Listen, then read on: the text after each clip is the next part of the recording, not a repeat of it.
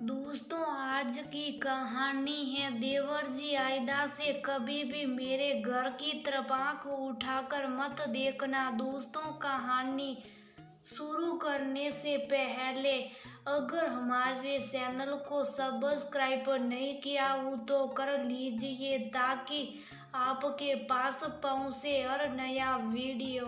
जाने कब जिंदगी में कौन सा मोड़ आ जाए ये कोई नहीं जानता, इसलिए कहता हूँ शकुंतला, मेरे जानने से पहले तुम भी दुनियादारी के तौर तरीके सीख लो। वैसे तो तुम एक कुशल गृहिणी के साथ साथ बहुत अच्छी पत्नी और ममता से भरी हुई माँ हो, पर इस दुनिया में रिश्ते मौसम की तरह रंग बदलते हैं। तुम्हें भी कुछ चीजों को सीखना होगा। विनय अपनी पत्नी शकुंतला से कहते हैं।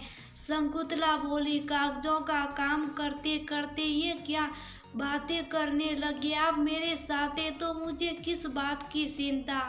और ये दुनियादारी के नए नए तरीके मेरे समझ से बाहर है। मैं तो जैसी थी वैसे ही ठीक हूँ। आप अपनी बेटी को ये सब सिखाओ, वो भी तो बड़ी हो रही है।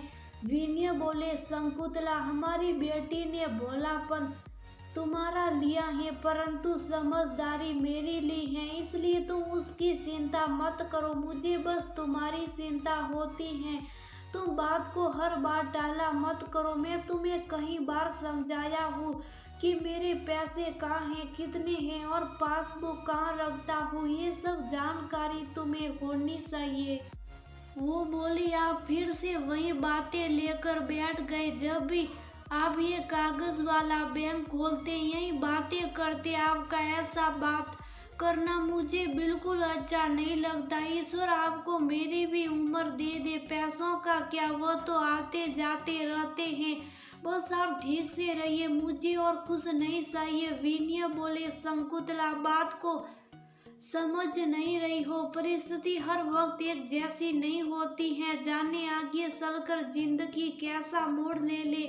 जो आज अपने हैं कल तुम्हारे ही विरोध में खड़े हो जाएंगे। इसलिए कहता हूँ मेरी बात मान लो और थोड़ा सा ध्यान इस सब चीजों पर भी दो। तभी विनय की बेटी मनस्वी वहाँ आई और बोली, माँ पापा सही तो कह रहे। आप मुझे कहती हैं कि कल किसने देखा रात चलते कोई परेशानी ना हो, इसलिए खुद को हमेशा शौकना रहना चाहिए। तो ये बात आपके जीवन पर भी लागू होती है। शकुंतला बात को हंसी में टाल रही थी तो विनय बोले, अगर जो मैं कल को ना रहा तब तुम क्या करोगी? शकुंतला भरी हुई आंखों से देखने लगी। विनय बोले, अब तुम रोनी सूरत मत बनाओ, बस मेरी एक बात सुनो। ये लाल डायरी कभी भी किसी को मत देना।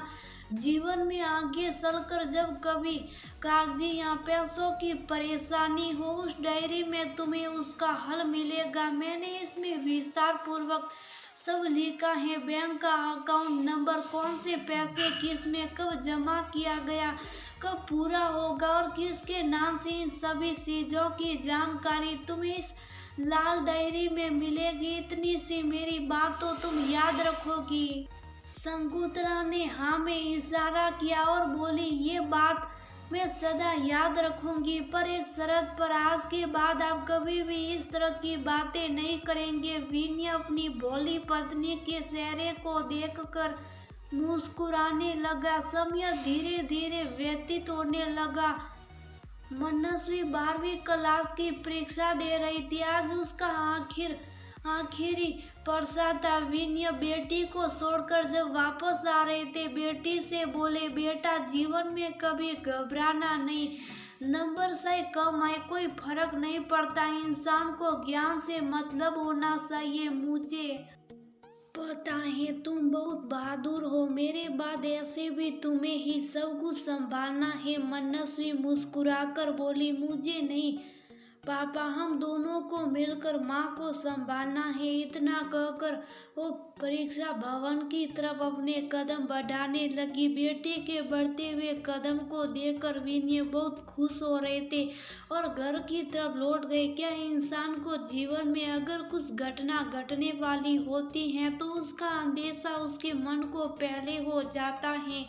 आखिर विनय ऐसी बातें क्यों कर रहे थे। घर लौटते समय रास्ते में विनय की गाड़ी के आगे एक युवक अचानक से आ गया। उसके बसाने में विनय ने जैसे ही अपनी गाड़ी दूसरी तरफ मोड़ी, उधर से एक ट्रक ने उसके स्कूटर को इतनी तेज धक्का मारा कि विनय हवा में उछलता हुआ सड़क की दूसरी और पत्र पर जाकर गिरा। सड़क के आसपास खड़े लोगों ने विनय को अस्पताल में भर्ती करवाया। फिर उसके जेब से फोन निकालकर शकुंतला को उसकी खबर दी। शकुंतला आनन फानन में अस्पताल आई।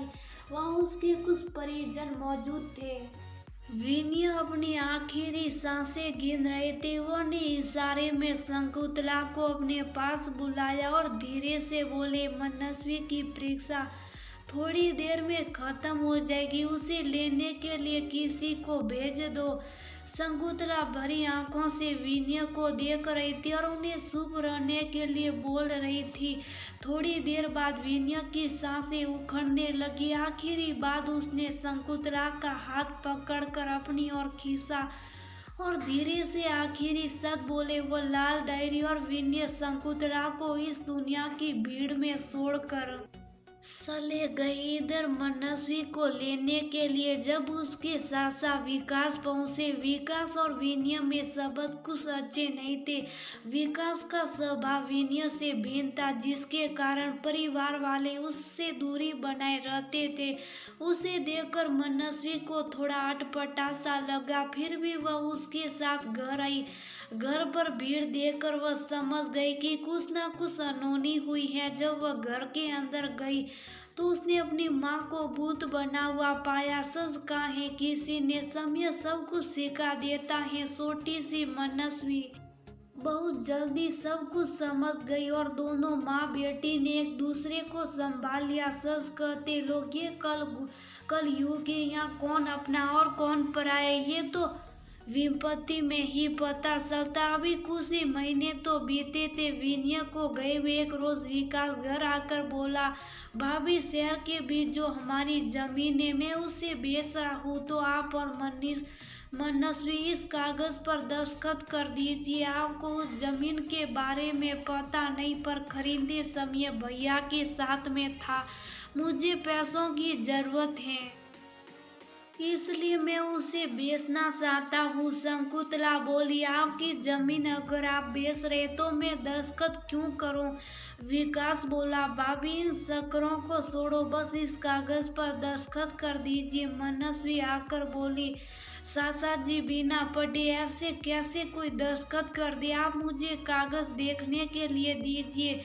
विकास झट से बहाना बनाकर वहां से चला गया। मनस्वी बोली, माँ मुझे लगता है चाचा जी कुछ छुपा रहे, आप कभी भी बिना कुछ देखे किसी भी कागज पर दस्तखत मत कीजिएगा। शकुंतला बोली, सच कहते थे वह, जीवन में कौन सा अगला मोड़ है कोई नहीं जानता। वह तो भला हो उनके दफ्तर वालों का कि उन्होंने सारी कागजी कार्रवाई ईमानदारी से की। अगले दिन शकुंतला ने विनय के एक मित्र जो पैसे से वकील थे उन्हें घर पर बुलाया और सारी बात बताई। उसने कहा, भाभी जी विनय सारी चीजों की जानकारी हमेशा लिख कर रखता था, मैं तो इस जीवन के बारे में पता लगा लूंगा, पर आप भी याद कीजिए, क्या विनय ने इसके बारे में कभी आपको कुछ बताया था। उस रोज शकुंतला को लगा कि बार बार इन्हीं कारणों से विनय उसे संशय करते थे।